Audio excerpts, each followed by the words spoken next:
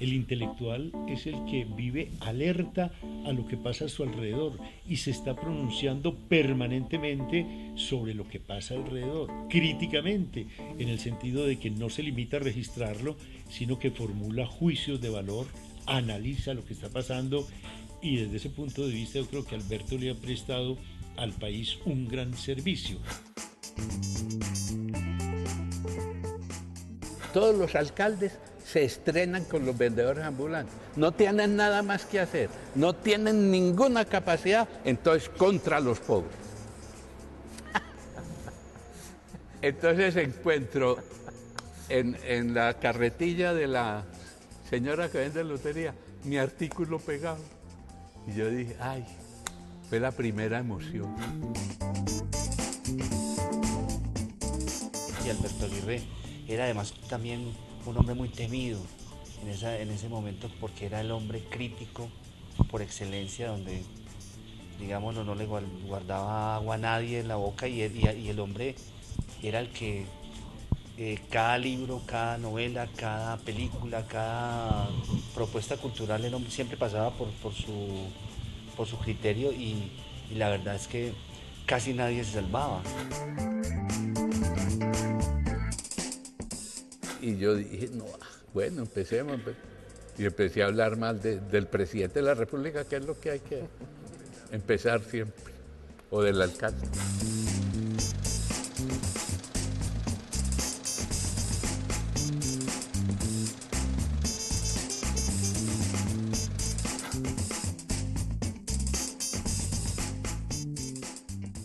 Y ahí empezó a salir la revista.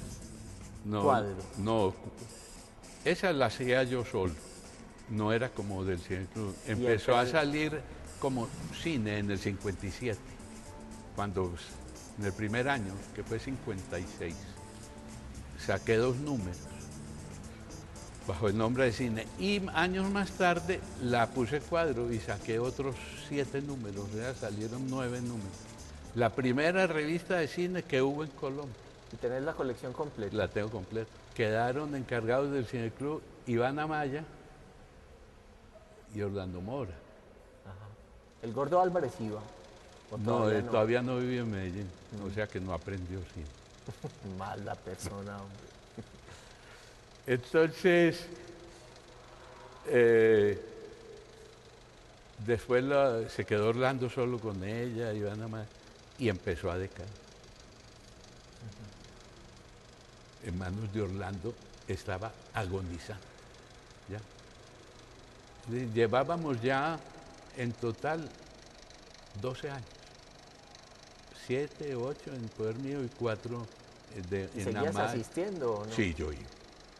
Entonces, estos cometieron errores, Orlando, de alquilar oficina, pagando costos que yo...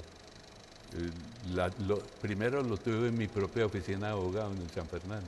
Allá funcionaba.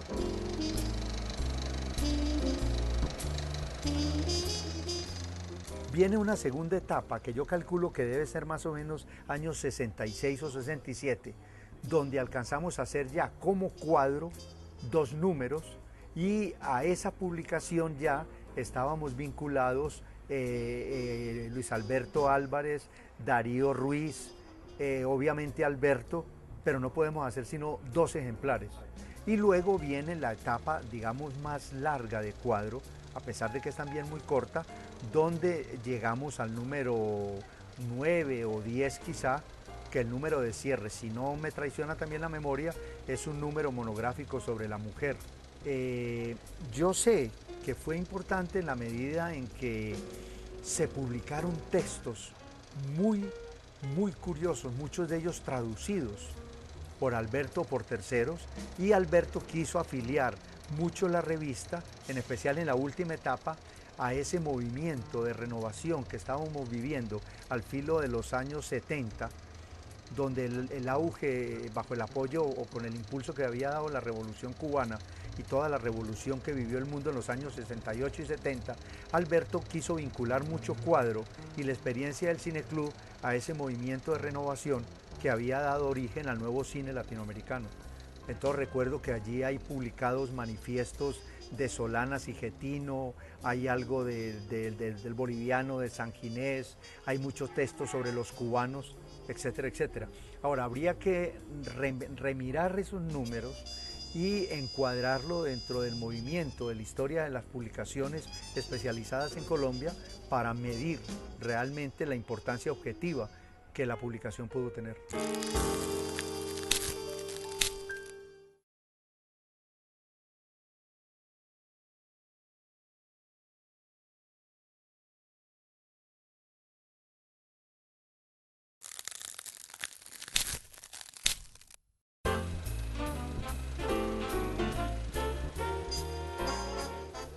Entonces, Orlando me dijo un día, yo voy a cerrar, hijo.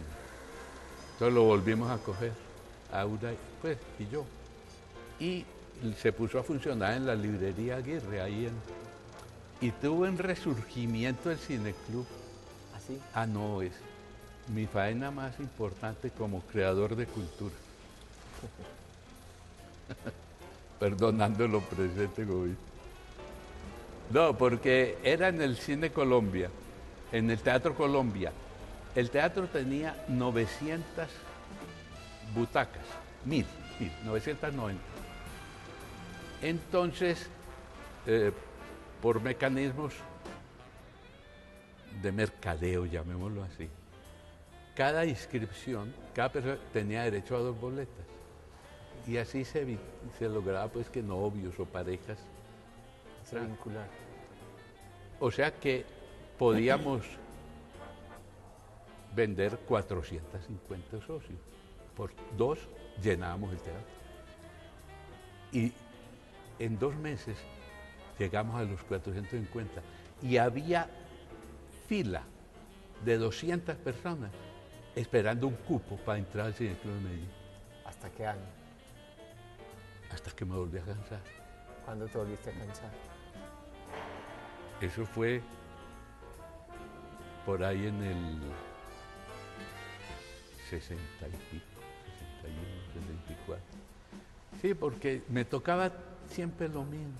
Y sacaba la revista. Yo recuerdo haber ido una vez. ¿A Colombia? Sí. ¿Qué viste? ¿No te acuerdas? No me acuerdo. De un señor que se paró al final a hablar. A hablar, sí.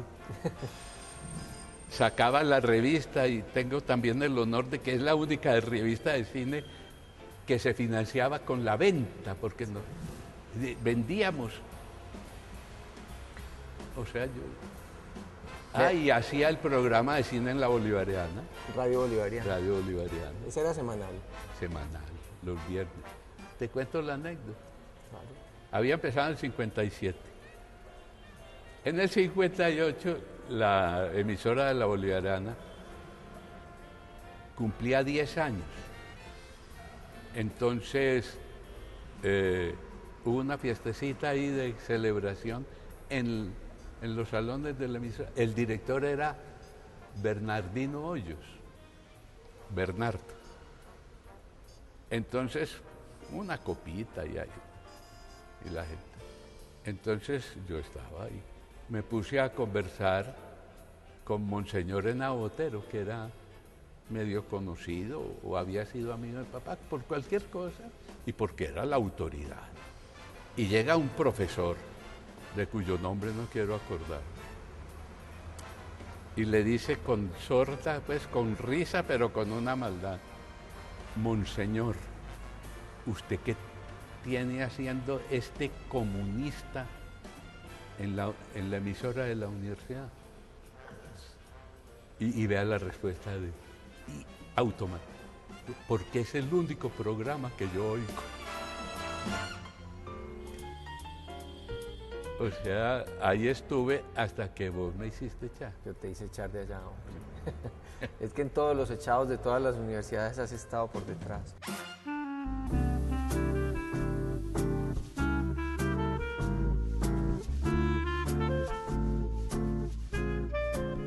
Hay una cosa de la que no hemos hablado, que es muy importante. Hemos hablado de vos como fotógrafo, como creador del cineclub, como editor, pero no hemos hablado de lo, por lo menos por lo que yo te conocí, columnista. Periodista. Periodista. Columnista, pues me he declarado que ya no soy periodista. ¿Sino qué? Ensayista. Ensayista. Sí, una columna es un ensayo breve al final. Sí, sí. No es otra cosa. Me está dando rabia cuando me dicen periodista. Bueno, yo quisiera saber, yo te conocí como columnista en El Mundo, pero El Mundo lo fundaron en el año, ¿qué? 82. No, en el 79. 79. Y yo empecé el primer día, el 20 de abril. Es que yo, Pero antes también habías escrito columnas, en el diario, que era el periódico liberal. el periódico liberal, Y en el Correo no. no, en el correo no, en el diario que lo imprimía nadie frente a la gobernación, era el director era Emilio Jaramillo, y después aquí en Colombia. Pero el diario creo que circulaban 2.000 ejemplares, eso no se conocía. Cuando alguien me decía, hombre, te leí en el diario, yo lo invitaba a almorzar. No, eso no tenía, pero yo escribía ya. Pero de política o de cine. De política y todo. todo. El primer artículo fue en defensa de los vendedores ambulantes, que ha sido el tema que a mí me ha... Y todavía escribo sobre eso, he escrito miles y me emociono mucho porque la idea de uno al escribir una columna es que nadie lo lee. Es la voz que clama en el desierto. Y de pronto veo una viejita que vendía lotería al pie de la iglesia de la Candelaria y que a esos los quería sacar el alcalde de la época. Todos los alcaldes se estrenan con los vendedores ambulantes, no tienen nada más que hacer, no tienen ninguna capacidad, entonces contra los pobres. Entonces encuentro en la carretilla de la señora que vende lotería mi artículo pegado. Y yo dije, ay, fue la primera emoción. Y fue tu primer artículo de opinión. De opinión, sí, sobre...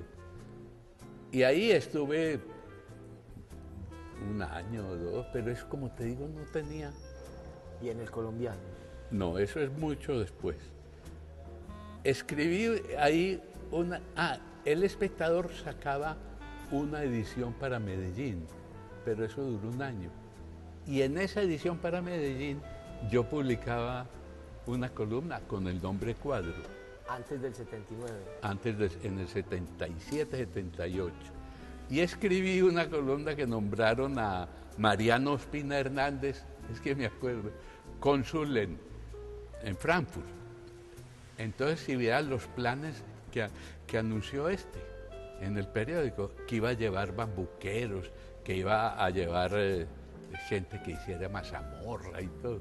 Y escribí una columna burlándome de los planes del cónsul.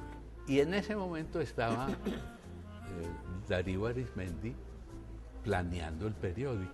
Y vio la columna, él no me conocía ni yo, y le gustó. Entonces me llamaron a formar parte del grupo que si quería escribir. Y entonces, desde el primer número, el 20 de abril, escribía 3 columnas semanales. ¿Puedo decir cositas? Darío consiguió como columnista a Antonio Paneso Robledo, que escribía en el Espectador y que era el mejor columnista de Colombia. Entonces, Paneso, claro, era la figura. Hicieron una medición de lectura, pues, por métodos adecuados, al mes. Y Paneso tenía una acogida, digamos, del 51%, mucho. Pero yo tenía 49 ya. Y a los 2 meses, Paneso estaba en en 35 y yo estaba en 60. O sea, no me pudieron echar. Fuiste el columnista más leído. Más del mundo leído. siempre.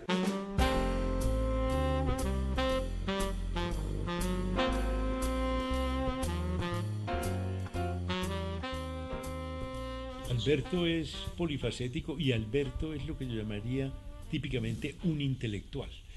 Por esto, porque el intelectual es la persona que vive en función de pensamiento, pero hay muchas personas que viven en función de pensamiento, pero cuyas ideas no se conocen, cuyas actitudes políticas no se conocen.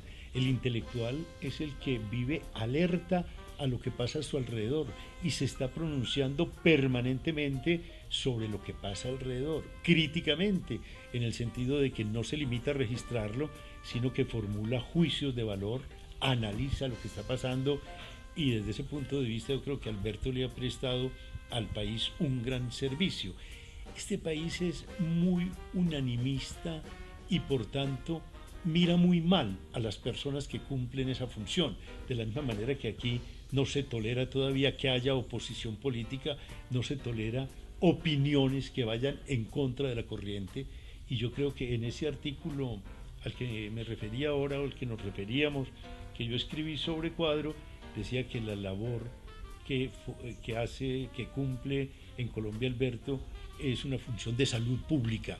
Así creo yo, que esté tratando de llamar a la gente a que tome partido por su propia cuenta, que analice, que no espere el editorial del Tiempo para saber qué piensa políticamente. Eso es lo que Alberto enseña, y creo que esas enseñanzas son sumamente valiosas, especialmente en un medio como el que yo percibo.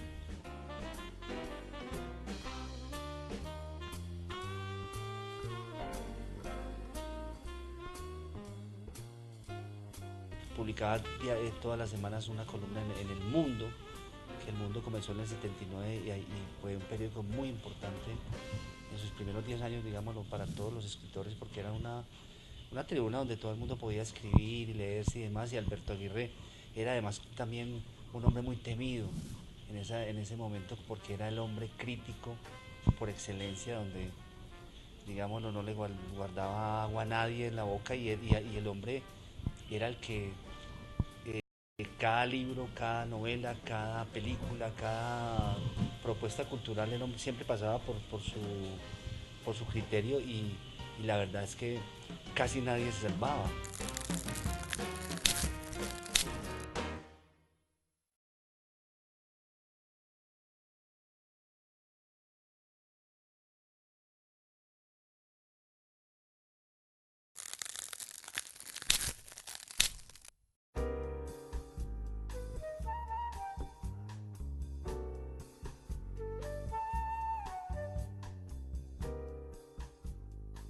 Y como decía cosas violentas, Darío me contó después, hubo muchas sesiones en el consejo directivo. Con ganas de que te sacaran. Que gente que proponía, porque era muy... ¿Te pagaban al principio? No, allá no pagaba. Y en el diario menos. En el diario mucho menos. No, allá no pagaba. Entonces allá me formé, pues,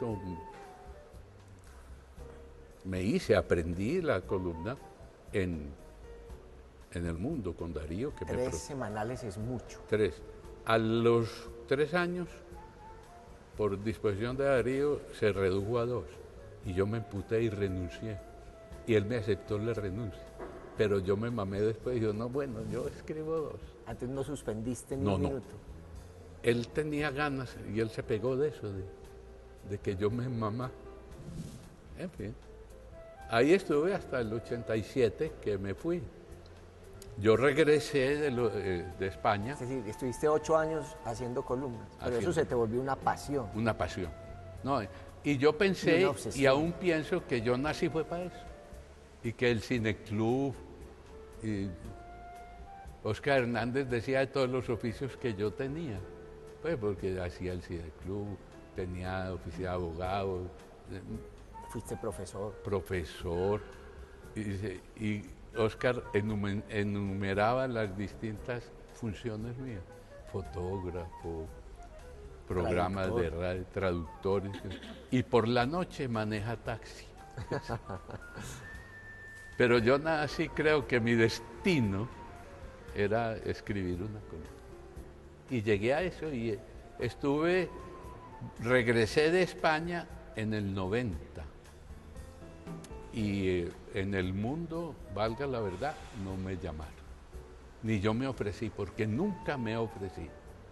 Yo, no, que se ofrezcan las putas, pero los intelectuales no. Entonces, no me llamaron. Y en el 91 o 92, sí, 91, me llamó Ana Mercedes, del Colombiano, que escribiera una columna, pues, que ellos tenían allá un método con algunos colaboradores de escribir, de mandar la columna y que la publicaban sin regularidad y sin obligación, sino que cuando dijo, no, ese sistema no me gusta, ¿no? Yo no. Y me fui, pues yo. Y a los 15 días me llamó y me dijo, bueno, una columna semanal. ¿Qué día quiere? El lunes, que es muy bueno. Para mí es el mejor día. Y sí tengo que reconocer el mismo título de Cuadro, y me dijo Ana Mercedes, sin ninguna restricción. Puede hablar de lo que quiera, durante 11 años. Así fue. Así fue, hasta que nos cayó la roya a usted y a mí.